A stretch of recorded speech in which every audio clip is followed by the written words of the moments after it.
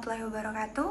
Yang terhormat Bapak Fadil Fahlevi Hidayat MIKOM selaku dosen pembimbing mata kuliah Teknologi Komunikasi dan Informasi.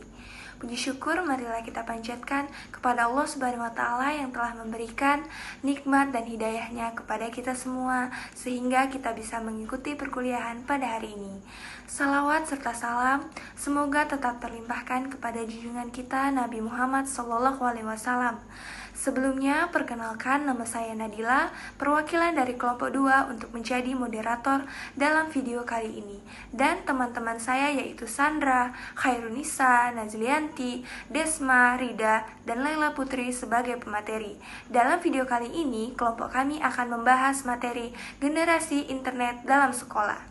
Seperti yang kita ketahui, bahwasannya internet saat ini banyak berperan dalam kehidupan manusia dan kemajuan teknologi internet dimanfaatkan pada bidang pendidikan, seperti misalnya untuk mengerjakan tugas sekolah dan belajar.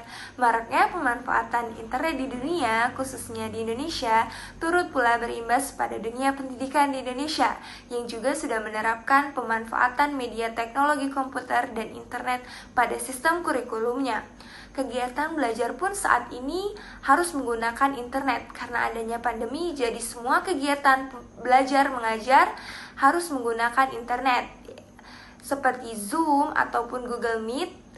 Dengan adanya internet, para guru banyak menuntut siswanya untuk memiliki kemampuan mencari bahan-bahan belajar melalui internet.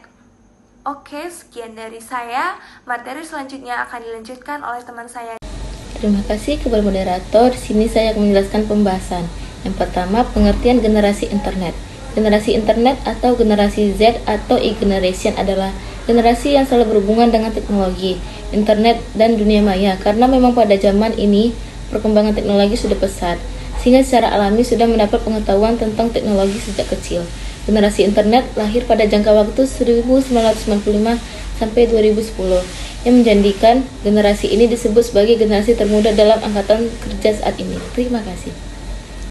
Selanjutnya saya Sandra Febriani Siregar akan memaparkan mengenai poin kedua pada presentasi kali ini, yaitu sekolah bagi generasi internet. Pada era sekarang ini, teknologi digital tentunya sangat dibutuhkan demi peningkatan kuantitas dan kompetensi sumber daya manusia yang memiliki keahlian pada bidang pemanfaatan jaringan internet. Hal ini membuat Indonesia mau tak mau harus menghadapi perubahan agar mampu tetap terus bersaing secara global. Perubahan ini tentu juga harus dihadapi dalam bidang pendidikan di sekolah. Berdasarkan penelitian yang dilakukan oleh UNESCO dan Asian Development Bank, bahwasannya pemanfaatan teknologi komunikasi dan informasi dalam bidang pendidikan terbagi menjadi 4 tingkatan, yaitu yang pertama tahap emerging. Tahap emerging adalah tahap di mana sekolah hanya sekedar membiayai dan membelikan infrastruktur teknologi untuk sekolah. Yang kedua adalah tahap applying, di mana pada tahap ini sekolah sudah menaikkan keterkaitan pembelajaran dan manajemen sekolah tentang peran teknologi demi meningkatkan kualitas dan kuantitas. Selanjutnya yaitu tahap ketiga, tahap infusing. Pada tahap ini teknologi sudah diterapkan dalam berbagai aktivitas di sekolah, baik dalam kelas, laboratorium, sampai ke administrasi sekolah. Selanjutnya yaitu yang keempat, tahap transforming. Ciri pada tahap ini adalah sekolah sudah berupaya untuk memberikan suatu perubahan dan membuat rencana untuk meningkatkan tata kelola sekolah yang lebih beragam. Pada tahap ini, teknologi bukan hanya sekadar simbol seperti tahap-tahap sebelumnya, namun sudah menjadi sebuah kebutuhan demi meningkatkan efisiensi dan efektivitas. Itu saja yang dapat saya sampaikan, lebih dan kurangnya mohon dimaafkan. Selanjutnya akan ditambahkan oleh teman saya. Selanjutnya poin ketiga yaitu pendidikan karakter bagi generasi internet. Nah, pada era milenial ini, pembentukan karakter semakin penting untuk mencegah masuknya ideologi dan paham-paham yang dapat merusak kehidupan berbangsa. Perkembangan seorang anak dan remaja itu tergantung pada sikap orang tua dalam memberikan bimbingan, karakter, dan attitude mereka.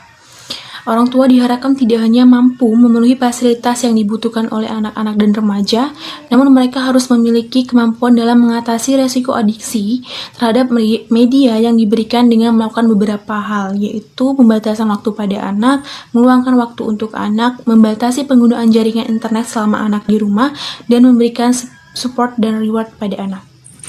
Baik, selanjutnya saya akan membahas tentang peran generasi internet dalam sekolah.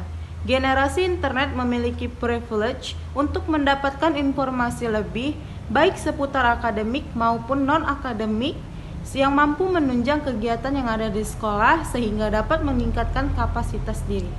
Generasi internet secara tidak langsung memiliki hard skill dari mengoperasikan komputer dari pembelajaran di sekolah dan menjadikan sekolah tersebut memiliki nilai penerapan pembelajaran lebih yang dapat meningkatkan kualitas sumber daya manusia.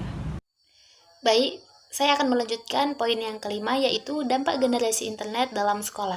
Banyak manfaat yang dirasakan dengan kemajuan teknologi dan dengan adanya internet. Pada zaman sekarang yang modern dan teknologi yang canggih, sering kita lihat anak-anak di usia remaja seperti anak sekolah. Berikut beberapa dampak positif dan negatif pada generasi internet dalam sekolah. Dampak positif, mempermudah komunikasi. Misalnya saja ketika orang tua atau pihak keluarga akan menjemput anak ketika pulang sekolah atau selesai melakukan kegiatan di luar rumah.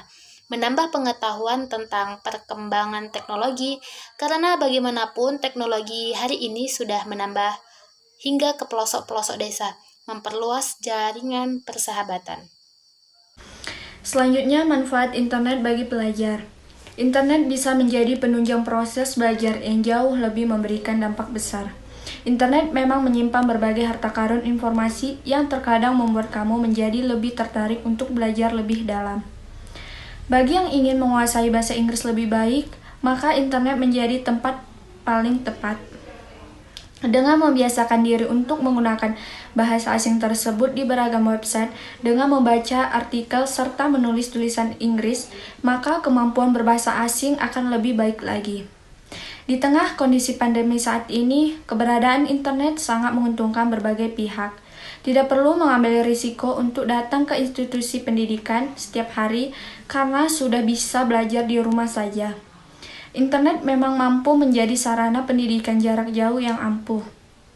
Kesimpulan dari makalah ini adalah kehadiran internet untuk saat ini sudah menjadi kebutuhan bagi siapa saja.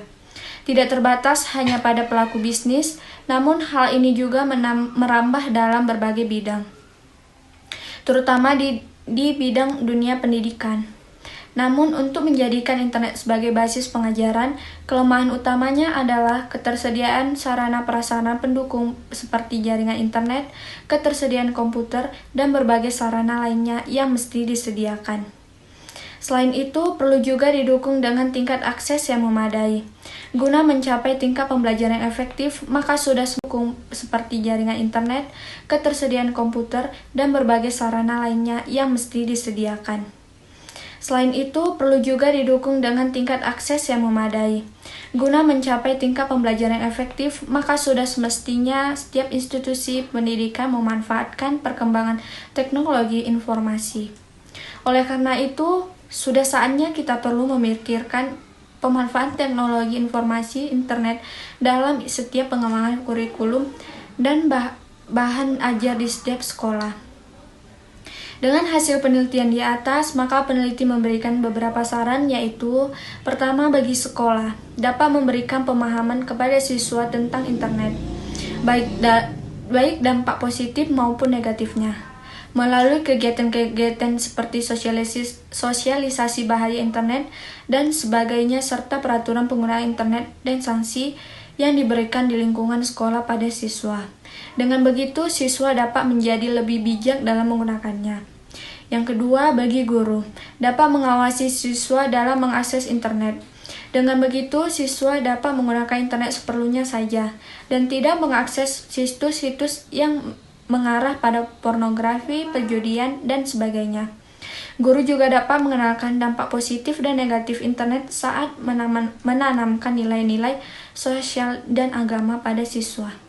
Ketiga, bagi orang tua, dapat mengawasi anaknya dengan cara menyediakan waktu untuk mengakses dan negatif internet saat menanamkan nilai-nilai sosial dan agama pada siswa. Ketiga, bagi orang tua, dapat mengawasi anaknya dengan cara menyediakan waktu untuk mengakses internet bersama anak sekaligus memberikan pemahaman bahwa internet memiliki dampak positif dan dampak negatif. Yang keempat, bagi siswa, diharapkan siswa menggunakan internet dengan lebih bijak melalui pemahaman terhadap dampak internet bagi motivasi belajarnya, sehingga motivasi belajarnya tidak menurun. Assalamualaikum warahmatullahi wabarakatuh.